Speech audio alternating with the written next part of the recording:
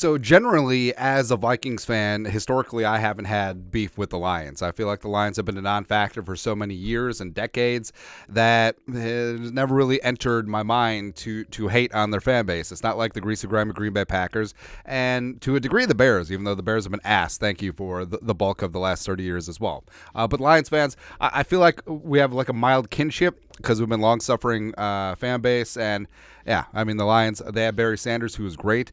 They wasted Stafford, they wasted Megatron, and they wasted many a career, right? But the Lions this year, the roar has been restored. The national media jabroni haircuts deemed them and Dan Campbell their darling. Just wear a diaper before all these games, and they were a cute story. And then they started to win a couple of games allegedly, but you love to see it. Well, first off, politics like football like politics makes strange bedfellows. So the enemy of my enemy is also my enemy. So F the Packers. I do not recognize this as a Packers win. I recognize this as a Lions louse. It's like that feeling when you forgot that you weren't wearing the diaper. Potential frauds. Yes, we've been saying it all season. And last week with the Bears, I mean, the Bears let them off the hook. The Lions who we thought they were, but the Bears didn't close. I mean, when you're up 12 with 4 minutes to go, you should not lose by 5. Thanks, Bears.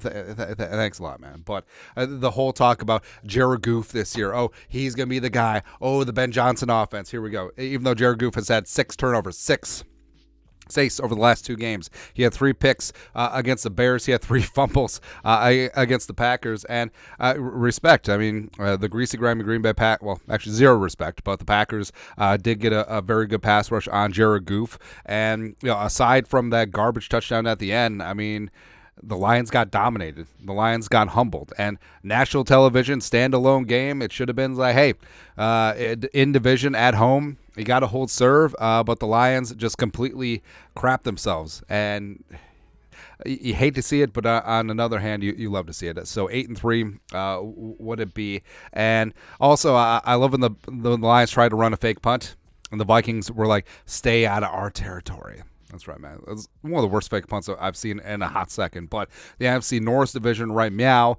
The Vikings are 2 games behind the Lions with 2 games to play against Detroit. And I actually do think that Detroit could stumble a time or 2 down the stretch still. The Vikings got to take care of their own business, but also I guess hats off to the Packers for tripping up the Lions for a hot second. It certainly does benefit the Vikings. Hey, Bears, you suck ass. You should have beat the Lions on Sunday, but it's okay. We'll beat your ass on Monday. Make up for it. There you go. And as of right meow, the Vikings still firmly in the chase for the NFC North, but currently firmly entrenched in the 7th seed. Now, there is a trade-off here because now Packer fans and the national media jabroni haircuts are like, here comes Green Bay. You don't want to look out. Jordan Love, he's not looking like garbage like he did in the beginning of the year. Please.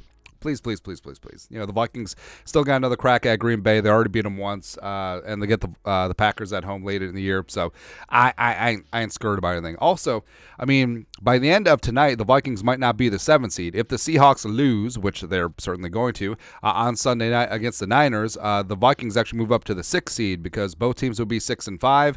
The Vikings would have a better conference record at 6-2 versus 5-3, absent a head-to-head. So, boo. Everything's coming up Millhouse today, baby. That's right. So, again, I don't see this as a Packers win. I see this much more as a Lions loss. Again, things you hate to see that. And I cannot wait for the Vikings to get the Lions twice later on in the season. Completely expose them as frauds. No big deal. No big deal, man. But that's it. Your thoughts are thoughts. A Vikings fan reacts to the Lions being... They are who they thought they were.